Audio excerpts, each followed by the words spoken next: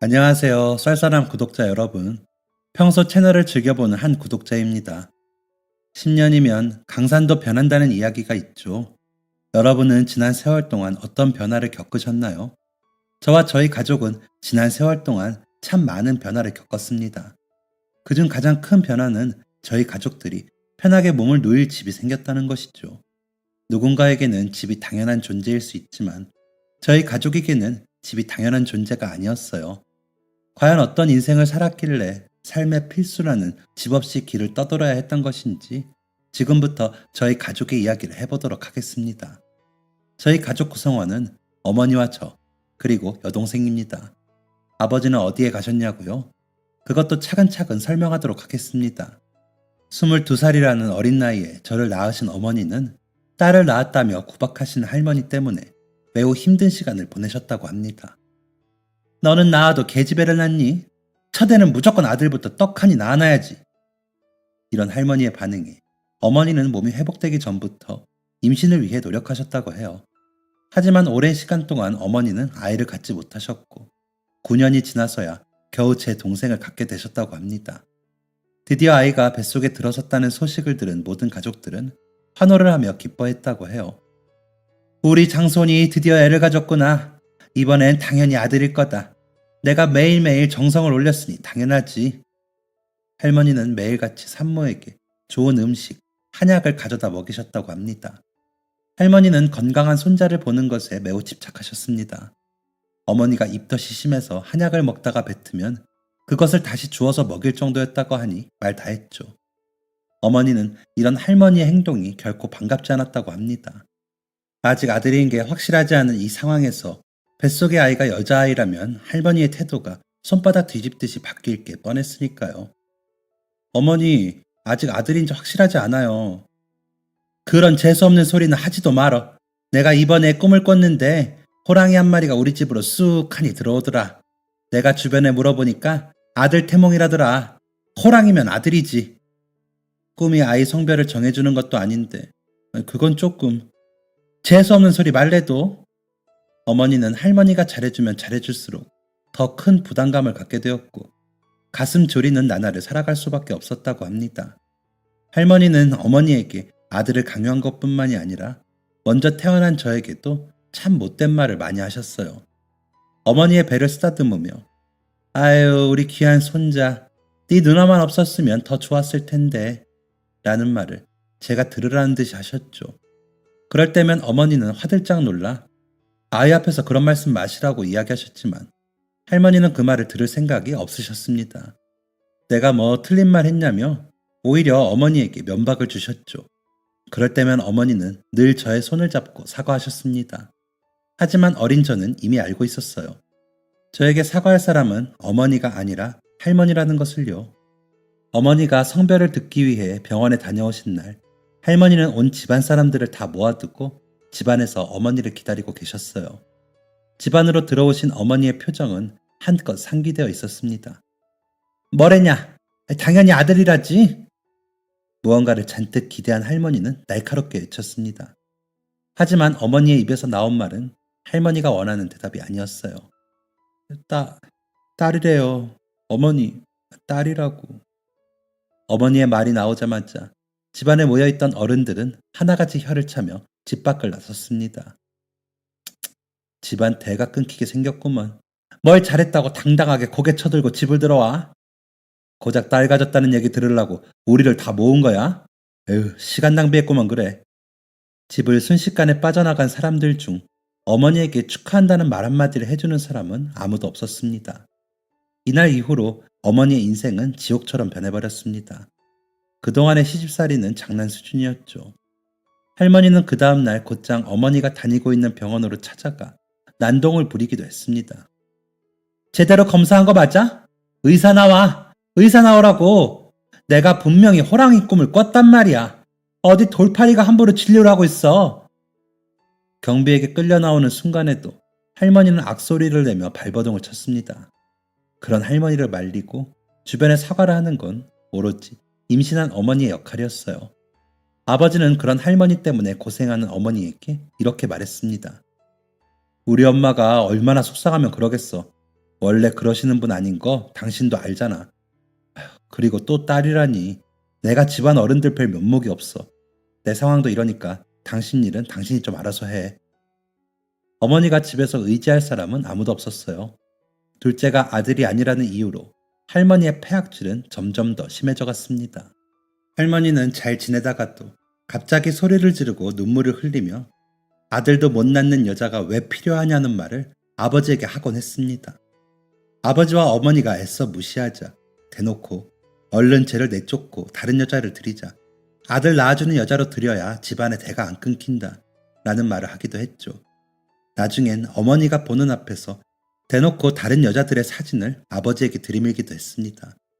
고작 10살짜리였던 제 눈에도 할머니의 행동은 너무나 폭력적으로 다가왔어요.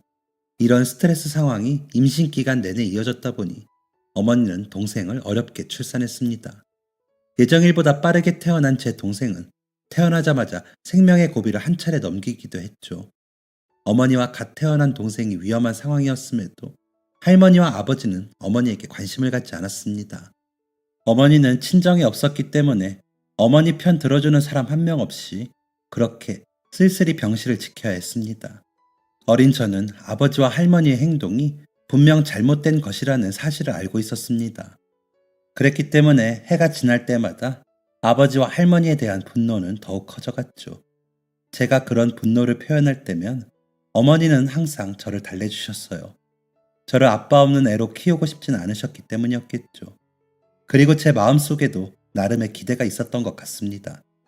내가 아무리 딸이라고 예쁘게 행동하고 공부도 잘한다면 언젠가는 아버지와 할머니에게 인정을 받을 수 있을 것이라는 기대였죠. 하지만 어떤 사건 이후로 이 모든 기대는 산산조각이 났고 저는 처음으로 아버지와 할머니에게 큰 소리를 냈습니다. 그 이유는 제가 아버지의 외도를 직접 목격했기 때문이었죠. 17살, 고등학교에 입학한 당시였습니다. 저는 고등학교에 입학하자마자 친해진 친구의 집에 놀러간 참이었습니다. 저녁까지 먹고 가라는 친구 어머니의 말씀에 저녁까지 든든히 먹은 후 저는 집으로 돌아가기 위해 길을 나섰죠. 그런데 초행길이라서 그런지 버스를 반대 방향으로 타고 말았습니다. 집과 정반대의 길로 가고 있었다는 걸 늦게 알아차린 저는 서둘러 짐을 챙겨 버스에서 내렸죠. 건너편에 있는 버스 정류장으로 가기 위해 횡단보도 앞에서 신호를 기다리던 저는 순간 제 눈을 의심했습니다. 길 건너편에서 저희 아버지 같은 사람이 한 여성과 오붓하게 걸어가고 있었기 때문이었어요. 신호등의 불이 파란불로 바뀌자마자 저는 서둘러 횡단보도를 건넜고 아버지로 예상되는 그 사람의 뒤를 쫓기 시작했어요. 설마 하는 생각이 가장 컸습니다. 저 사람이 내 아버지일 리 없다는 생각이 지배적이었죠. 하지만 아버지와 닮은 사람은 제 아버지가 맞았습니다. 아버지가 맞다는 것을 확인하자마자 아버지는 젊은 여성과 함께 한 건물 안으로 들어갔고 저는 그 자리에서 아버지가 다시 나올 때까지 기다렸어요. 한참의 시간이 흐른 뒤에야 아버지는 건물 밖으로 나오셨고 저는 걷잡을 수 없는 분노를 느꼈습니다. 그리고 곧장 집으로 돌아갔어요. 집으로 돌아가니 아버지는 이미 도착해 계시더군요. 아버지는 늦게 들어온 저에게 "기회집애가 시간이 몇 시인데 이제야 들어와?" 라며 혼을 내셨습니다. 아버지의 외도를 목격했다는 사실을 곧장 밝힐 생각은 아니었어요. 우선 이 사실을 어머니에게 알리고 어머니가 선택하시길 기다리려고 했죠. 하지만 고작 17살이었던 저에겐 그만큼의 인내심이 없었습니다. "기회집애가 시간이 몇 시인데 이제야 들어와?" 라는 이야기를 듣자마자 제 머릿속에는 가정은 나 몰라라 하고 밖에서 바람이나 피우고 다니는 사람한테 저런 얘기를 들어야 하나? 라는 생각만이 가득하게 되었고 저는 기다림도 없이 이렇게 외쳤습니다. "나한테 이래라 저래라 하지 마세요." 큰 소리를 내는 저를 처음 본 아버지와 어머니는 그 자리에서 얼어붙었습니다. 하지만 그것도 잠시. 아버지는 이내 저에게 화를 내기 시작했어요. "이게 어디서 말대꾸야? 키워준 은혜도 모르고." 어머니는 그 옆에서 아버지와 저를 말리기 시작했습니다. 하지만 아버지의 분노는 잦아질 줄 몰랐어요. 큰 소리가 나자 함께 살던 할머니도 나와 무슨 상황인지를 물었고 집은 난장판이 되었습니다. 7살이 된 어린 동생은 울고 불고 난리도 아니었죠. 저에게 소리를 지르고 화를 내도 제가 수그러들지 않자 아버지의 화는 어머니에게 향했습니다. 애 교육을 대체 어떻게 시키는 거야? 어떻게 교육을 시키면 애가 어른 무서운 줄 모르고 대드냐고? 집에서 애만 보는 여자가 말이야. 기세 등등하게 팔을 허리춤에 올리고 어머니에게 삿대질을 하는 아버지. 그런 아버지 앞에서 죄인이 된 양 양손을 가지런히 모으고 고개를 숙이고 있는 어머니. 그런 어머니를 밀치며 아버지와 똑같은 소리를 하는 할머니까지. 저는 도저히 참을 수 없었습니다. 아버지 바람났잖아요. 오늘 어떤 여자랑 같이 있는 거 내가 두 눈으로 똑똑히 봤다고요. 집안에는 순간적인 정적이 흘렀습니다. 아니라고 할 생각 하지 마세요. 제가 분명히 봤으니까. 저는 솔직히 제가 이렇게 말하면 아버지가 어떤 변명이라도 할 거라고 생각했어요. 그런데 아버지는 그러지 않았습니다. 그래서 뭐? 네가 그걸 봤는데 뭘 어쩌라는 거야? 아버지는 이 말이 사실이냐라고 묻는 어머니께 그래 사실이다. 남자가 밖에서 일하고 그러다 보면 그럴 수도 있는 거지. 집에서만 있는 여자들은 이게 문제야. 이런 거 하나 이해 못 해주고 말이야. 어? 라고 말하기도 했어요. 그런데 뻔뻔하기만 한 건 아버지뿐만이 아니었습니다. 할머니는 충격을 받아 얼어있는 어머니에게 이렇게 말하기도 했어요. 아들을 못 낳으면 남의 배라도 빌려서 낳아야지. 네 남편이 얼마나 속이 탔으면 그랬겠어. 나는 잘했다고 하고 싶다. 아주 잘했다 우리 장남. 이 말을 들은 저는 그동안 가슴속에 꾹꾹 눌러담았던 그 말을 꺼내고 말았어요. 자식 성별을 여자가 정해요? 성별은 남자 쪽에서 정하는 거예요. 무식한 소리 좀 그만하세요. 이만하면 됐잖아요. 이 말이 끝나자마자 아버지와 할머니는 뭐? 무식한 소리? 라면서 열을 올리기 시작했습니다. 아버지는 분을 이기지 못했는지 저에게 손을 올리기까지 했어요. 그러자 어머니는 나한테나 그러지 왜 애한테까지 그래? 하지마! 라며 온몸으로 아버지 앞을 막아서셨죠. 저는 그날 아버지의 외도를 알게 되었음과 동시에 그동안 어머니가 안 보이는 곳에서 아버지에게 손찌검을 당했다는 사실까지 알게 되었습니다. 이날 이후 아버지는 당당하게 외도를 저질렀습니다. 할머니는 그런 아버지의 행동을 응원하듯이 했죠. 편의를 위해 아버지라는 표현을 쓰고는 있지만 저는 단 한 번도 그 인간을 아버지라고 생각해 본 적이 없습니다. 결국 어머니는 그 지옥 같던 곳에서 저와 동생을 데리고 나오셨어요. 최소한의 생활을 위한 여비조차 받지 못했습니다. 아버지는 양육비를 요구하는 어머니에게 소송하면 누가 이길 것 같냐? 경제적인 능력도 없는 너가 애들을 데려갈 수 있을 것 같냐? 자식이라도 데려가고 싶으면 보내줄 때 맨몸으로 나가라 라고 이야기했죠. 어머니에게는 더 이상 싸움을 이어나갈 힘이 없었습니다. 무엇보다 오랜 시간 동안 아버지와 할머니의 세뇌에 길들여진 어머니에게는 집을 나온다는 것 자체가 크나큰 결심이었죠. 어머니는 가족도 없었고 먼 곳으로 시집을 왔었기 때문에 살던 지역에 연고도 없었습니다. 비슷한 시기에 같은 지역으로 시집을 온 친구 한 명이 전부였죠. 집을 나왔던 그날 저와 어머니 그리고 7살짜리 동생은 어머니 친구 댁에서 며칠 동안 신세를 지게 되었습니다. 하지만 가정을 꾸린 어머니 친구 댁에서 계속해서 지낼 수는 없는 노릇이었어요. 미안해. 우리 집이 넓은 것도 아니고 남편이나 아이나 티는 안 내지만 불편해하는 것 같고 갈 곳 없는 거 아는데도 이런 말이서 정말 미안하네. 연신 미안해 하시는 친구분에게 어머니는 웃으며 아니야 괜찮아. 이렇게 며칠 재워준 것만으로도 충분하지 라고 말씀하셨고 친구분은 상황이 너무 어려우면 가끔이라도 들리라는 이야기를 끝으로 어머니와의 작별을 고하셨습니다. 불행 중 다행으로 그때는 선선한 봄바람이 부는 계절이었기 때문에 저희 가족은 동네 아파트 단지 놀이터 구석의 정자에서 몸을 웅크려 하룻밤을 보낼 수 있었습니다. 이후로 저희 가족은 놀이터에서 노숙을 시작했고 돈이 조금씩 모이거나 누군가가 도와주면 찜질방에서 몸을 씻고 하루 정도 여유롭게 잠을 잘 수 있었어요. 어머니는 집을 나오자마자 동생을 데리고 일할 수 있는 곳을 찾아 식당에서 일을 하는 중이셨습니다. 어린 동생을 데리고 일하시는 어머니의 모습이 너무나 안쓰러워 제가 학교를 그만두고 같이 일을 하는 게 어떻겠냐고 말씀드렸지만 어머니는 거세게 반대하시며 말도 안 되는 소리 말라고 혼을 내셨어요. 당시에는 그런 어머니가 야속하게 느껴졌습니다. 왜냐하면 어머니는 일하시면서 정말 많은 어려움을 겪으셨거든요. 유치원을 보낼 형편이 안 되기 때문에 동생을 데리고 일을 하셨던 어머니는 아이를 데리고 일한다는 이유로 갑자기 식당에서 잘리기도 하고 약속된 임금을 받지 못하기도 하셨어요. 사장님, 월급을 반 정도밖에 안 주셨는데 혹시 어떻게 된 건지 확인해 주실 수 있을까요? 아, 그거 제대로 준 거 맞아. 네? 월급을 반밖에 안 주셨는데 제대로 주신 게 맞다고요? 응, 맞아. 자기도 알잖아. 솔직히 일할 때 일만 한 거 아니잖아. 일하랴, 애보랴. 솔직히 나 같은 사장이니까 이해해 준 거지. 다른 데였으면 진작에 난리 났어. 말도 안 되는 말이었습니다. 식당 사장님이 식당 직원들이 쉬는 방의 구석을 내어주어서 동생이 그곳에 있었던 것은 사실이었지만 동생은 일하는 어머니를 단 한 번도 찾은 적이 없었어요. 게다가 이미 스스로 한글을 뗀지라 어머니가 일하시는 동안에는 스스로 책을 읽거나 장난감을 가지고 놀았죠. 식당 직원들이나 손님들 모두 그런 제 동생을 신기하게 생각하기도 했습니다. 동생은 제가 학교에서 돌아오면 함께 놀이터로 나갔기 때문에 저녁 시간부터는 동생이 식당에 있지도 않았습니다. 게다가 어머니가 동생을 챙기는 순간은 다른 직원들이 쉬거나 서로 수다를 떨던 때가 전부였습니다. 이런 상황이었는데 아이를 데리고 왔다는 이유로 임금을 반이나 주지 않다니. 너무나 억울한 상황이었죠.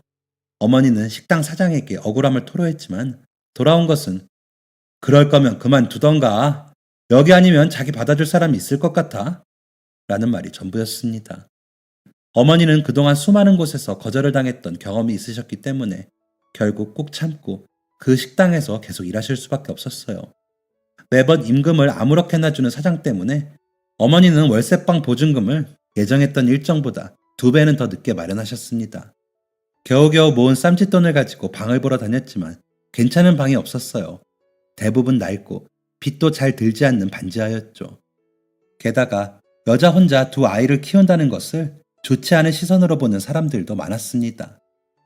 큰애 하나랑 작은 애 하나? 그것도 엄마 혼자? 그건 좀 그런데? 라며 쫓겨나기도 부지기수였어요. 돈 없는 서름, 집 없는 서름은 생각보다 컸습니다. 마지막이라고 생각하고 갔던 집에서까지 쫓겨났을 때 저는 그날 처음으로 어머니의 눈물을 봤습니다. 그렇게 모든 것을 포기하고 앉아있을 때 어머니가 딱 한 군데만 더 가보자며 길을 나서시더군요. 어차피 갈 곳도 없었던 저와 동생은 그렇게 어머니의 뒤를 따랐습니다. 해가 뉘엿뉘엿 저물고 있던 그때 어머니가 마지막으로 들린 집의 주인은 굉장히 친절한 사람이었어요. 저와 동생을 보고 꺼림칙한 표정을 하지도 않았고 오히려 얌전하게 서 있는 동생에게 아이가 너무 예쁘고 얌전하네. 그맘때면 한창 사고 칠 텐데 라고 말하며 다정다감하게 행동했죠.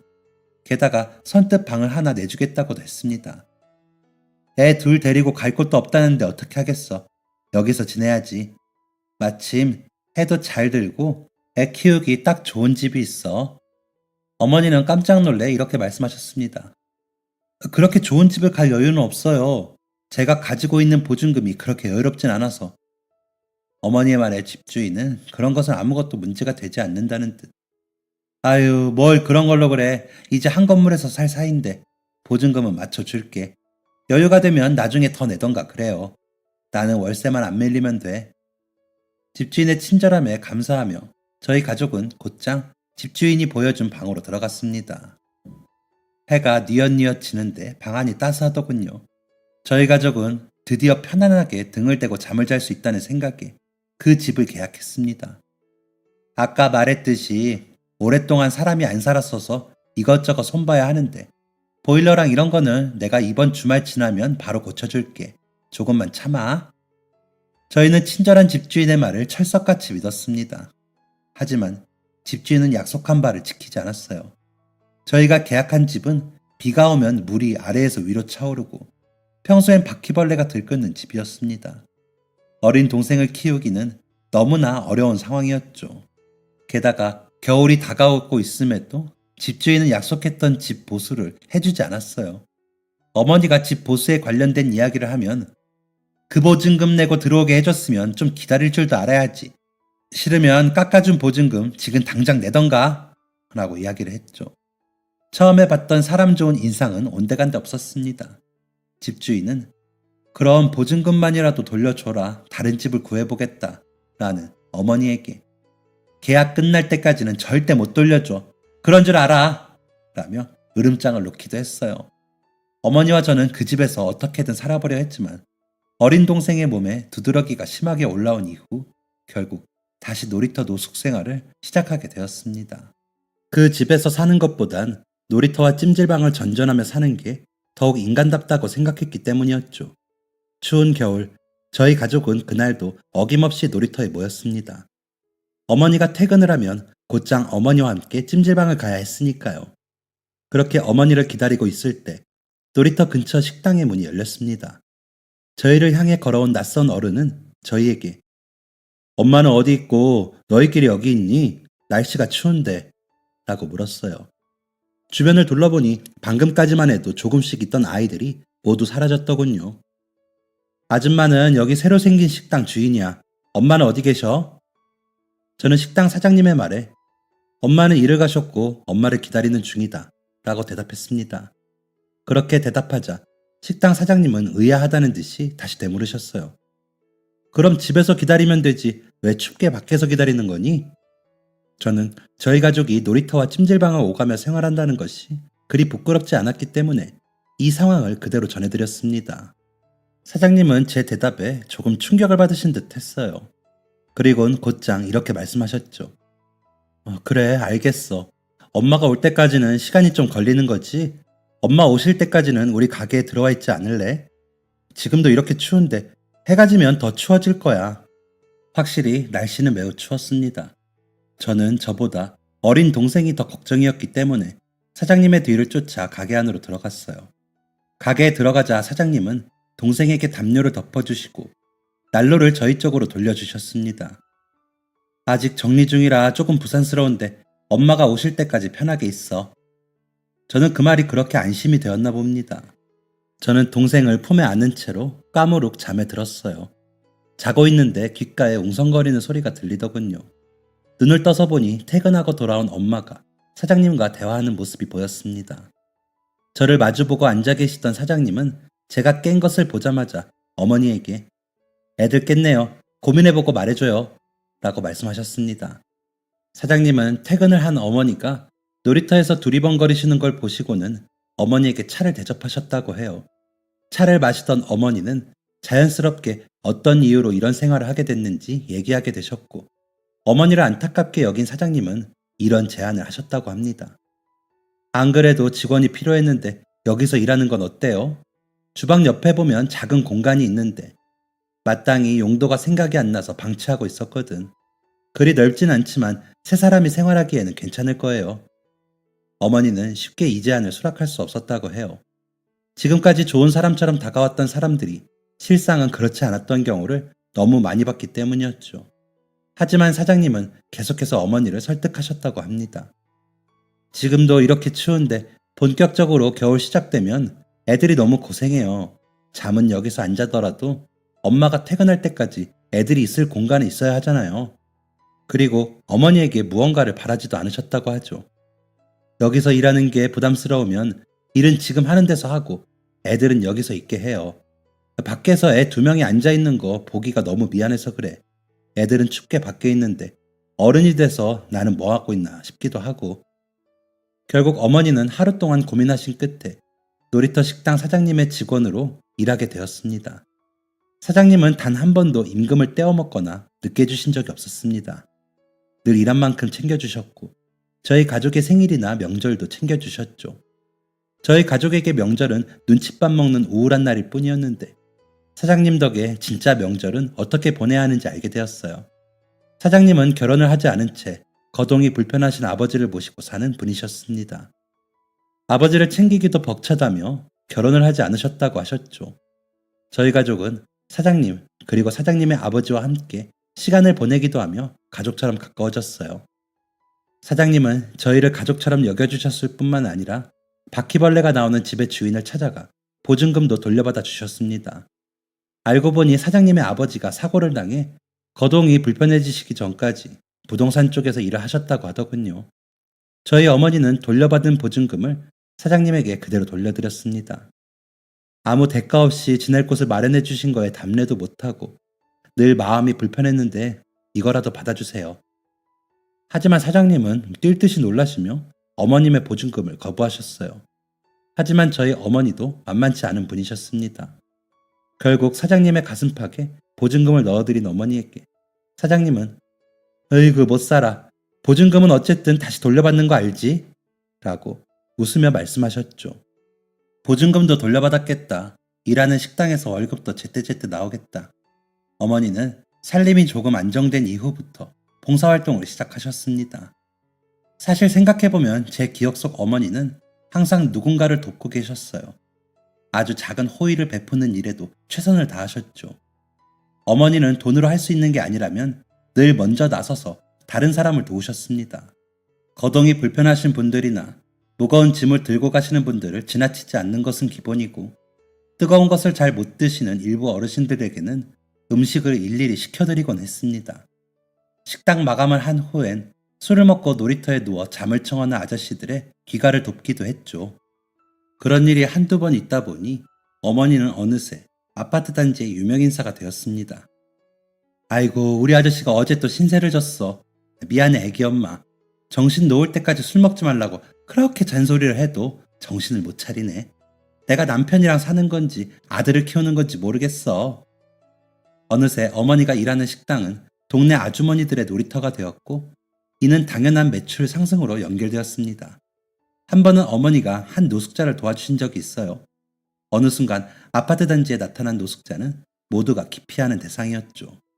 모두가 그 노숙자를 피하는 와중에도 그분의 끼니를 챙겨주시던 어머니는 어느 날 그 노숙자가 여자라는 사실을 알게 되었고, 곧장 그분을 모시고 들어와 목욕까지 깨끗이 씻기고 따뜻한 방에서 잠까지 재워주셨습니다. 그리고 그 과정에서 그분이 길을 잃은 치매 노인이라는 사실을 알게 되었어요. 입고 계시던 외투 안 주머니에 연락처와 성함이 적혀 있더군요. 연락을 받고 달려온 치매 노인의 자식들은 극구 사양하는 어머니에게 고개를 숙이며 감사 인사를 전하셨습니다. 모두가 피하는 노숙자에게 관심을 가지고 그 사람을 가족의 품으로 돌려보내준 어머니의 이야기는 또다시 뜨거운 감자가 되었고, 어머니는 동네의 유명인사를 넘어 스타가 되셨습니다. 아파트 단지에 사는 아주머니들은 자신의 자녀들을 향해 이렇게 말하곤 했어요. "너 이렇게 말 안 들어서 어떻게 할래? 저기 이모 하시는 것 좀 보고 배워." 어머니는 그런 귀여운 다툼을 웃음으로 넘기실 뿐이었습니다. 어머니 덕에 식당 매출이 급증한 사장님은 어머니에게 보너스도 두둑하게 챙겨주셨고, 어머니는 그 식당에서 일한 지 2년 반 만에 작은 투룸 빌라를 구하게 되셨습니다. 그 집에 이삿짐을 풀며 기뻐하던 어머니와 동생의 얼굴이 아직도 잊히지 않네요. 저는 공부를 꽤 잘했기 때문에 지역에 있는 국립대에 전액 장학생으로 입학할 수 있었습니다. 졸업하자마자 일을 하고 싶었지만 대학은 나와야 한다는 어머니의 고집이 결국 지금의 저를 만들어 주었죠. 다시 이야기로 돌아가서 성인이 된 후 대학에 다니기 시작한 저는 바쁜 나날을 보내고 있었습니다. 하지만 그 어느 때보다 평화로웠어요. 그런데 평화는 늘 예고 없이 깨지는 법이죠. 그날은 식당 마감일을 돕고자 평소보다 이르게 어머니의 마중을 나간 날이었습니다. 그런데 고요해야 할 식당 안쪽이 부산스럽더군요. 가까이 가서 들어보니 어머니가 신경질적인 목소리로 소리를 높이는 소리가 가게 안쪽에서 나고 있었습니다. 사장님은 혼신을 다해 그런 어머니를 말리고 계셨어요. 대체 무슨 일인가 싶어 숨이 찰 정도로 빠르게 뛰어 가게 앞으로 달려갔는데 저는 순간 얼어붙고 말았습니다. 어머니의 맞은편에는 저희 어머니를 버리고 당당하게 바람이 났던 저의 생부가 서 있었어요. "당신이 뭐라고 여길 찾아와?" 라며 달려드는 저를 본 생부는 도망치듯 그 자리를 떠났습니다. 어떻게 된 영문인지 사장님에게 들어보니 재료가 평소보다 일찍 떨어져 가게를 정리하려고 하는데 웬 낯선 손님이 왔다고 하더군요. "재료 소진이라 오늘은 일찍 문을 닫았습니다. 죄송합니다." 라고 말을 하려는데 갑자기 낯선 손님의 입에서 어머니의 이름이 나왔다고 해요. 심상치 않음을 느낀 사장님은 그런 사람 없다며 낯선 손님을 내보내려고 했지만 마침 안쪽에서 나온 어머니와 손님이 마주쳤고 그 이후로는 줄곧 이런 상황이었다고 합니다. 생부는 무슨 이상가족이라도 찾은 양 어머니에게 애틋하게 굴었다고 해요. 그동안 연락 한 번 안 했던 사람이 어머니를 따라 나온 동생에게 친근하게 굴었다고 하죠. 생부의 얼굴을 제대로 기억하지도 못하는 동생은 그런 어머니의 옷자락을 잡고 뒤에 숨었고, 생부는 아빠야, 왜 그래? 아빠잖아. 라며 동생을 안아 들려 했다고 합니다. 이 이야기를 들은 저는 피가 거꾸로 솟는 기분이었어요. 하지만 다행인 것은 그런 생부의 태도를 어머니가 참지 않으셨다는 것입니다.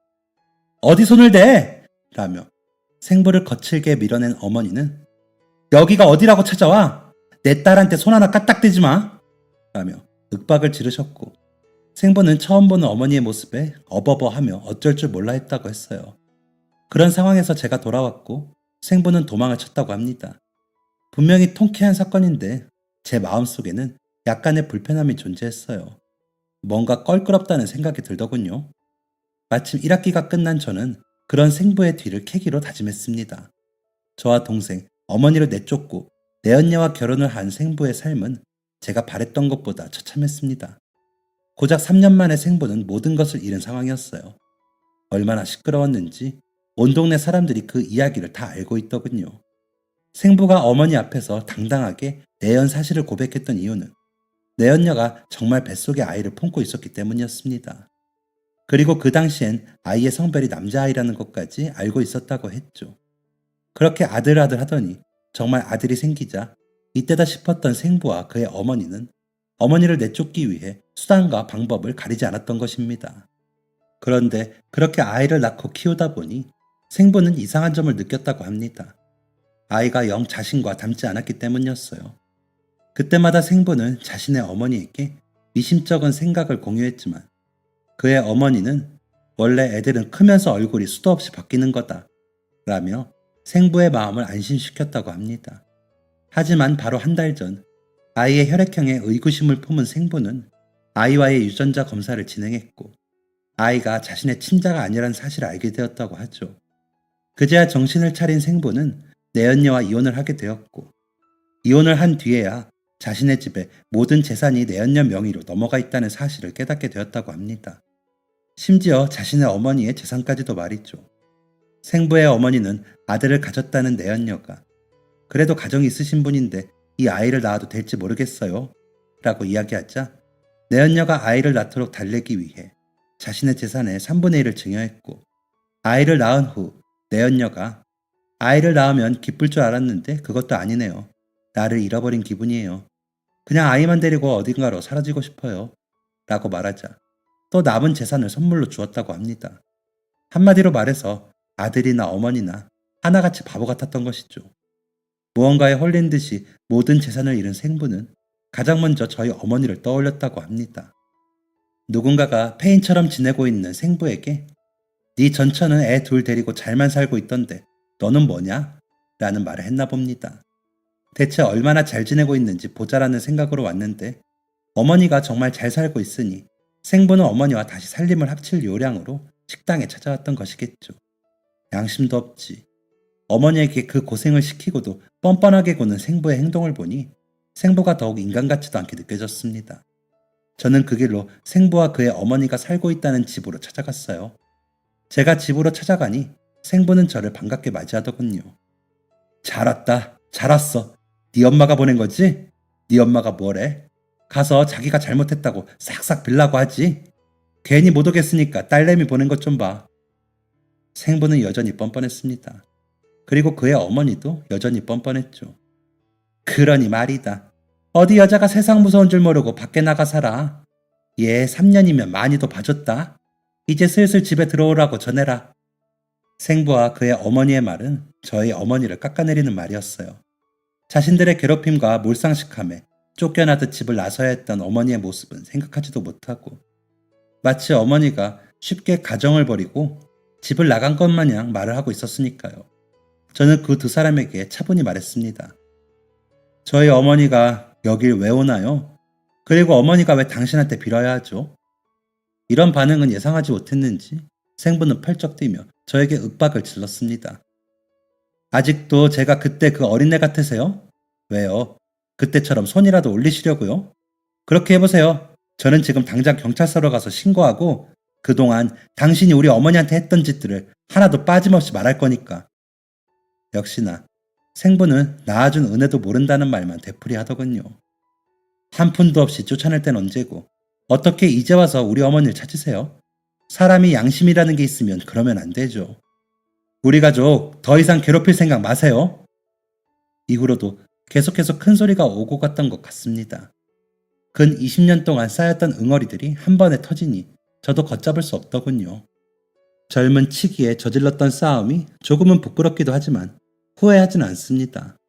그때 이후로 저는 그동안 쌓였던 모든 앙금을 해소했거든요. 친부가 어떻게 사는지 전혀 관심이 가지 않았습니다. 저희 어머니 또한 마찬가지셨어요. 어찌됐든 정리하고 나니 마음이 홀가분하다며 새로운 인생을 사는 듯하다고 하셨죠. 저희 가족은 그렇게 제2의 인생에 서막을 올렸습니다. 그러던 중 식당 사장님의 아버지가 큰 수술을 받게 되셨어요. 사장님은 정말 미안해하시며 아버지가 몸을 회복하실 때까지 가게를 대신 봐줄 수 있겠냐고 물으셨고, 어머니는 당연히 그럴 수 있다며 열심히 가게를 운영하셨습니다. 동시에 사장님의 허락을 받고 가게의 레시피를 조금씩 바꾸기도 하셨죠. 사장님은 이렇게 해주는 것도 고마운데 하고 싶은 대로 해라 라며 어머니를 전적으로 믿어주셨고, 어머니의 취향과 생각대로 가게가 운영되자 가게는 동네 장사를 넘어 지역 장사로까지 손을 뻗쳤습니다. 아유, 이 식당은 집이랑 가까워서 오기 좋았는데 요즘은 기다리는 사람들 때문에 통 먹기가 힘들어 라는 말이 나올 정도로 장사가 잘 되기 시작한 것이죠. 작은 아파트 단지의 식당이 입소문을 타며 성공을 이루자 그 비법이 궁금했던 지역 사장님들은 저희 어머니를 찾아와 성공의 이유를 묻기도 했습니다.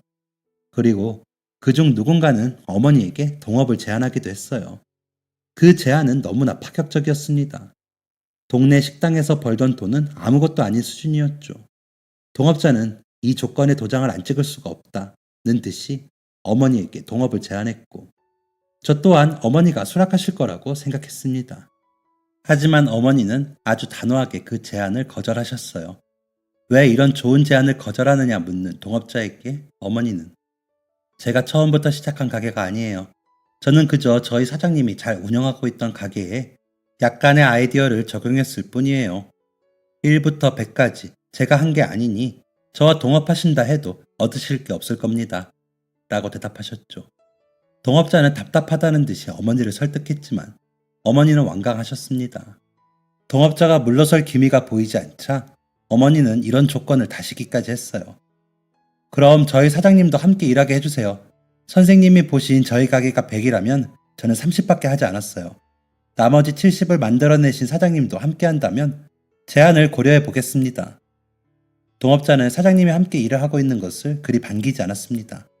굳이? 라는 생각을 하고 있는 게 눈에 보일 정도였죠. 아버지의 회복을 돕고 돌아온 사장님도 이 얘기를 듣고는 깜짝 놀라며 왜 그 제안을 수락하지 않았느냐라고 어머니를 나무라셨어요. 사장님과 함께 일하면 하겠다고 했다는 어머니의 제안을 듣고는 손사래를 치며 나는 됐으니 좋은 기회를 놓치지 말아라고 어머니를 설득하셨죠. 하지만 어머니는 여전히 완강하셨습니다. 사장님, 저에게 새로운 것을 시도할 만한 여유가 있었던 건 모두 사장님 덕이에요. 사장님은 갈 곳 없는 저와 저희 아이들이 따뜻하게 잘 수 있게 해주셨고 제가 무엇을 하든지 항상 저를 믿어주셨잖아요. 사장님이 아니었으면 이런 성공도 없었을 거예요. 사장님이 도와주실 게 분명히 있을 거예요. 사장님이 도와주실 게 있다는 말은 분명한 사실이었습니다. 어머니는 그저 예정으로만 말씀하신 게 아니었어요. 사실 사장님은 수많은 가게들을 성공시킨 장본인이셨습니다. 아버지가 사고로 갑작스럽게 건강을 잃으시게 되면서 그 많은 가게를 정리하고 제가 살던 지역으로 이사를 오신 것이었죠. 사연에 다 적지는 못했지만 동업자와 사장님 그리고 어머니는 꽤 오랜 시간 동안 의견을 조율하셨습니다. 그리고 마침내 세 사람이 함께 동업을 하기로 결정이 났고 사업은 술술 풀려나갔어요. 제가 대학교 4학년이 되었을 때는 어느 동네를 가든 어머니의 식당 분점을 찾아볼 수 있었습니다. 사업이 확장될수록 저희 집은 점점 부유해져 갔고 어머니는 점점 바빠지셨습니다. 그리고 저는 활기 있게 살고 있는 저희 어머니가 행복하실 거라고 생각했어요. 하지만 실상은 제 생각과 조금 달랐습니다. 어머니는 어느 날 저와 동생을 나란히 불러 앉히셨어요. 왜인지 모르게 가라앉아 있는 어머니의 모습에 24살이 된 저와 14살이 된 동생은 괜히 긴장하고 있었습니다. 내가 뭐 잘못한 게 있나? 라는 생각을 하고 있을 때 어머니는 상상도 해본 적 없는 충격 고백을 하셨습니다. 엄마, 오늘 일 그만뒀어.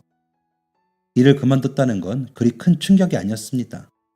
진짜 충격은 그 뒤에 따라온 말이었죠. 엄마, 대학 갈 거야. 그리고 대학 졸업해서 사회복지사가 될 거야. 저는 어머니가 대학을 간다는 사실에 충격을 받은 것이 아니라 어머니에게 못 이룬 꿈이 있었다는 사실이 충격이었습니다. 이 충격은 저를 향한 실망감으로 변했습니다. 왜 엄마에게도 꿈이 있을 수 있다는 생각을 하지 못했을까? 라는 생각이 머리를 떠나지 않았습니다. 어머니는 멍해 있는 저를 설득하려는 듯이 말씀하셨어요. 그동안 모아둔 돈이 꽤 많아서 너희한테 손 벌릴 일 없을 거야. 너도 이제 사회생활 시작했고 네 동생 성인 되고 난 이후에도 먹고 살 돈은 충분해. 어머니는 끝까지 저와 동생 걱정뿐이었습니다. 저는 어머니가 저희의 눈치를 보는 그 모습이 너무나 가슴 아팠어요. 저는 눈물을 뚝뚝 흘리며 어머니에게 이렇게 말했습니다. 돈이 있고 없고는 중요하지 않아요. 그동안 엄마가 우리를 책임졌던 것처럼 이젠 내가 책임지면 되니까요. 저는 그냥 엄마가 행복했으면 좋겠어요. 엄마가 엄마의 꿈을 찾아서 그 길로 갔으면 좋겠어요. 어머니는 저의 대답에 눈물로 화답해 주셨고 저희 가족은 그날 밤이 다 지나갈 때까지 어머니의 오랜 꿈에 대해 이야기를 나누었습니다. 누구 엄마, 누구 마누라, 누구 며느리는 그동안 어머니를 따라다닌 이름이었어요. 어머니는 이제 자신의 이름 석자를 찾고 싶었다고 말씀하셨습니다. 그리고 그 과정에서 생각난 게 어린 시절 꿈이었다고 했죠. 어머니는 늦깎이 대학생이 되어 열심히 학교 생활을 하셨습니다. 어머니는 그토록 찾고 싶어 했던 어머니의 이름 석자를 두꺼운 전공책 한가운데에 적곤 하셨어요. 지금은 대학을 졸업하고 어엿한 사회복지사로서 열심히 일하시는 중입니다. 한 번은 늦게 퇴근하신 어머니에게 여쭤봤어요. 몸은 피곤하지 않으세요? 저에게 어머니는 대답하셨습니다. 좋아하는 일을 하니까 힘든지도 모르겠어. 어머니는 남을 도울 때 가장 큰 보람과 행복을 느끼신다고 합니다. 몸이 고될 때가 있는 건 맞지만 도움을 필요로 하는 이들의 작은 미소 하나면 모든 피로가 풀리는 기분이라고 하시네요. 잘 되고 있는 사업을 그만두고 꿈을 찾아 떠난 어머니에게 누군가는 미련하다고 말하기도 합니다. 저는 그런 사람에게 이렇게 말합니다. 행복의 기준은 모두 다르지요. 저희 가족은 편하게 몸을 누일 곳이 있고 좋아하는 일을 할 수 있는 것만으로도 행복감을 느낍니다. 라고요. 저와 같은 생각을 가지고 있는 동생은 대학에 가지 않고 여행 작가가 되었어요. 이제 고작 21살인데 동생 이름으로 나온 책이 2권이나 되네요. 최근엔 엄마랑 언니 두 사람 모두 고생했어요.